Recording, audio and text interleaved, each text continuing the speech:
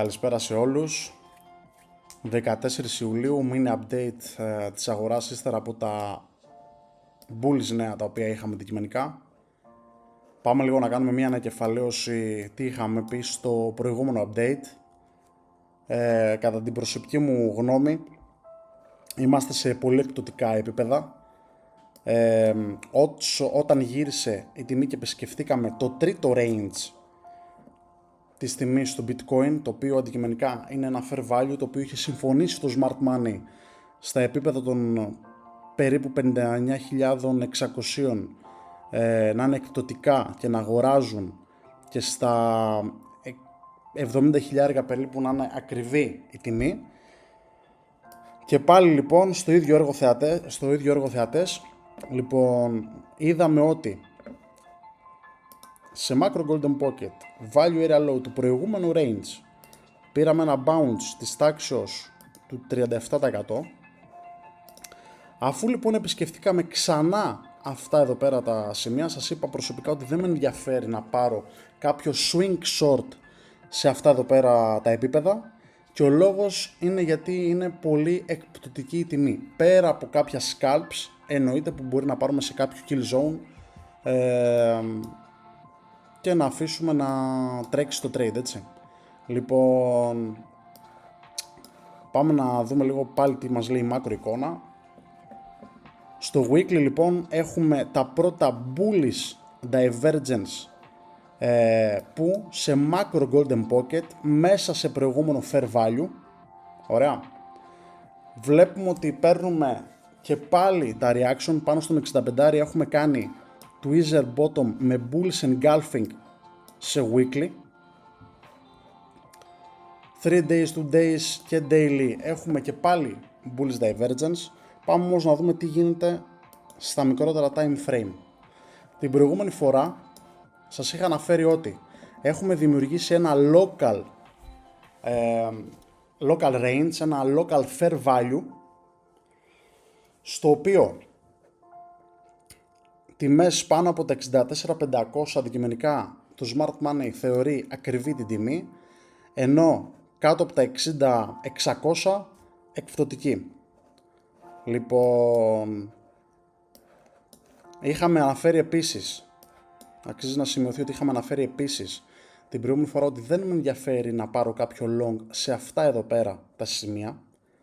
Γιατί η τιμή είναι ακριβή, οπότε θα ήθελα ιδανικά ή να σπάγαμε προς τα πάνω και να έπαιρνα τα acceptance σημεία, ή να κατά την διόρθωση της τιμής μαζεύοντας fuel να το κάνουμε αυτό το πράγμα με ένα μεγάλο κερί που θα δημιουργήσουμε ένα μεγάλο imbalance για να απορροφηθούν όλα τα sell συμβόλαια. Μπορείτε να δείτε και το προηγούμενο update που είχαμε κάνει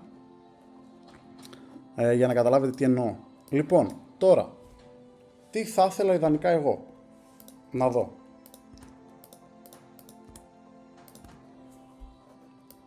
Εφόσον λοιπόν πήραμε αυτό εδώ πέρα το trade, έχουμε κλείσει partials εδώ πέρα πάνω με TP1. Για να παραμείνω bullish όμως,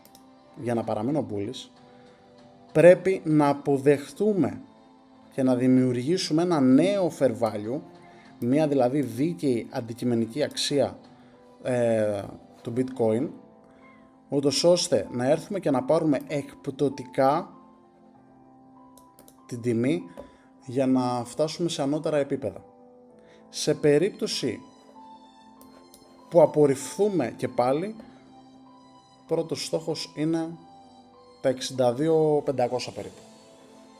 Λοιπόν, πάμε να δούμε λίγο και πιο πίσω. Το δεύτερο TP αντικειμενικά για μένα θα είναι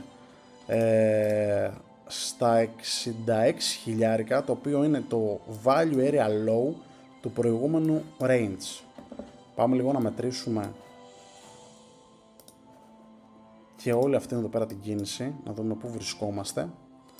Ναι, τα high volume nodes πέφτουν αντικειμενικά στα ίδια επίπεδα, έτσι. Είναι αυτά εδώ πέρα τα επίπεδα, τα οποία θα πρέπει να προσέξουμε πάρα πολύ. Πάμε να δούμε όμως τώρα και στο order flow. Λοιπόν, τι βλέπουμε εδώ πέρα. βλέπουμε ότι αφού ανεβήκαμε τόσο γρήγορα με ένα busy κερί, με ένα πολύ bullish candle, έχουμε αφήσει και έχουμε τυπώσει αρκετά swing prints εδώ πέρα κάτω. Βλέπουμε protection area στα 63.700